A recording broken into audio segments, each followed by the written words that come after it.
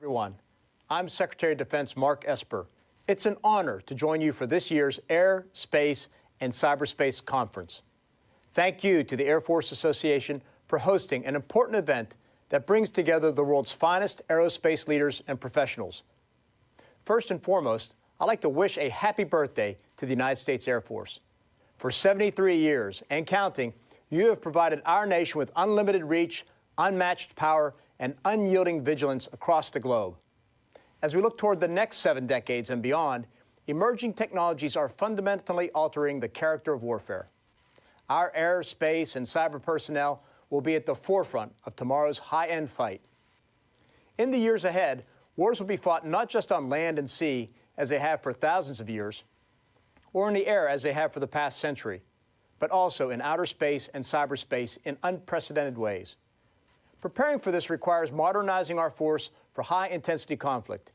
It requires strengthening our network of allies and partners, and it requires expanding our warfighting capabilities across all 5 of these domains.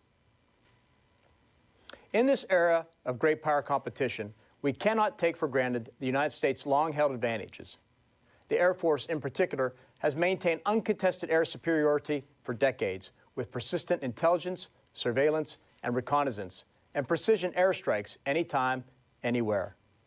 However, our near-peer rivals, China and Russia, seek to erode our long-standing dominance in air power through long-range fires, anti-access aerial denial systems, and other asymmetric capabilities designed to counter our strengths.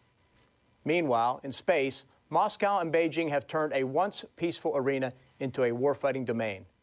They have weaponized space through killer satellites, directed energy weapons, and more, in an effort to exploit our systems and chip away at our military advantage. Furthermore, our competitors and adversaries exploit cyberspace to undermine our security without confronting our conventional strengths.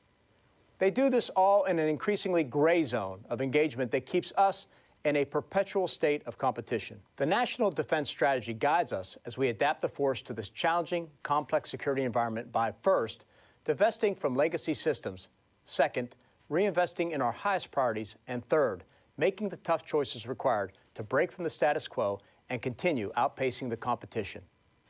Thanks to our largest research and development budget in the department's history, we are advancing critical technologies to maintain our military edge in areas such as hypersonic weapons, directed energy, and autonomous systems. In the Air Force specifically, we are modernizing our force for the 21st century with aircraft such as the B-21, the X-37, and the next-generation air dominance platform. Equally important, we are transforming the way we fight through the implementation of novel concepts such as dynamic force employment, DFE, which provides scalable options to employ the joint force while preserving our capabilities for major combat. Perhaps one of the strongest and most visible examples of DFE is in our Bomber Task Force mission. Through a quick reaction, persistent, long-term bomber presence around the globe, the Air Force has not only increased aircraft readiness and aircraft availability, but it has also provided a wider range of options for combatant commanders across multiple areas of responsibility.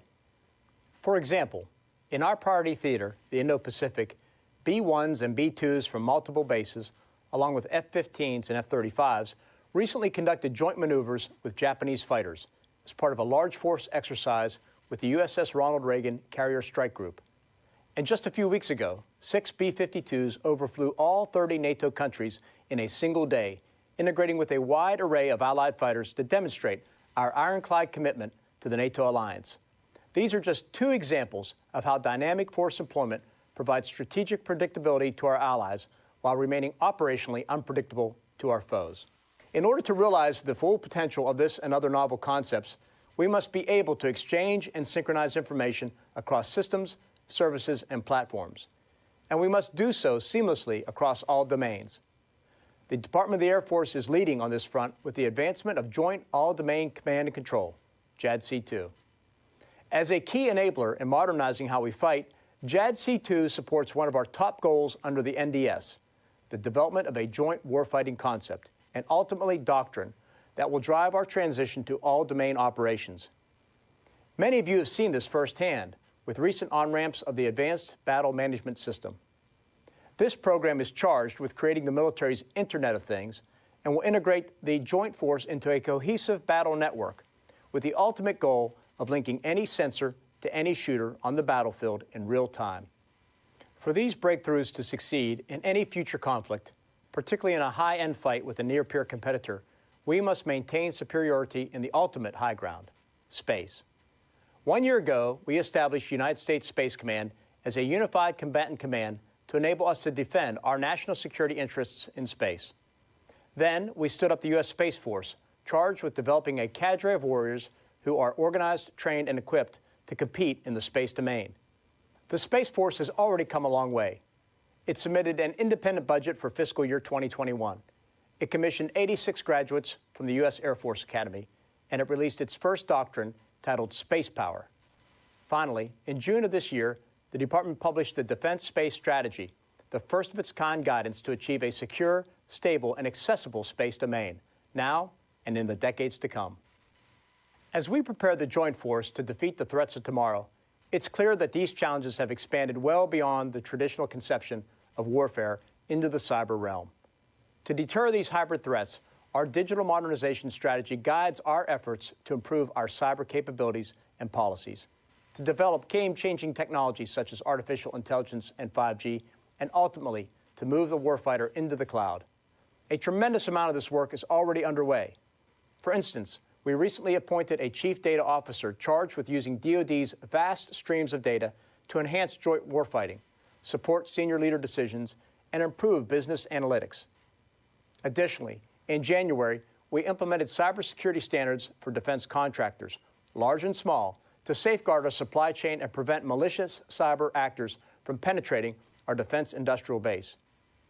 And in May of this year, we designated the Air Force's Platform One as an enterprise service for rapidly delivering secure software capability to our warfighters.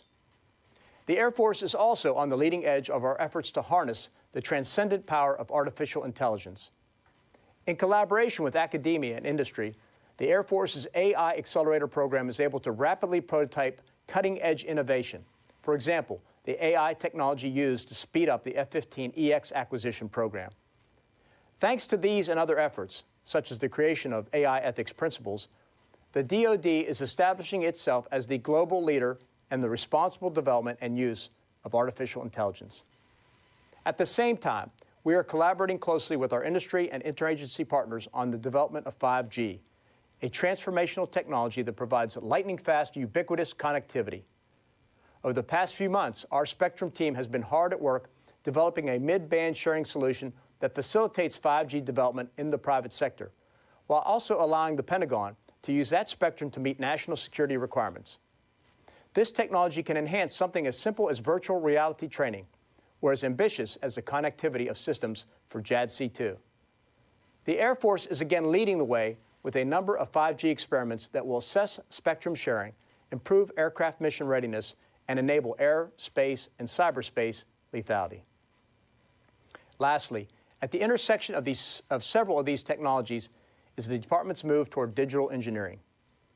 By leveraging lessons from commercial sectors, we can accelerate the delivery of next-generation aircraft while simultaneously lowering costs.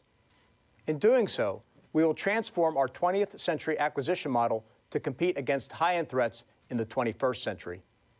Harnessing the full potential of these technologies and concepts will depend heavily on our relationships with institutions outside of this department. So to all of our partners in industry, academia, and the interagency, thank you for your support of the DoD mission and for your steadfast commitment to our warfighters. In closing, I am proud of the tremendous progress the Department of the Air Force has made to implement the National Defense Strategy and ensure our dominance across all domains. To protect our hard-earned gains, we must continue to promote a culture of innovation and risk-taking. We must make the tough choices required to align our investments with our highest priorities, particularly by shedding legacy systems to advance new capabilities. In this rapidly changing security environment, we must adapt quickly and outpace our strategic competitors at every turn. In doing so, we will maintain our decisive advantage now and into the future. I'm confident that the Air Force has the best leadership in place at this very important moment in our department's history. Under the direction of Secretary Barrett, The Air Force has demonstrated that it is prepared to fly, fight, and win, even in the midst of a global pandemic. Moreover, Secretary Barrett has done all of this while leading the department's board on diversity and inclusion, an important initiative to ensure that our ranks reflect and are inclusive of the American people we are sworn to protect and defend.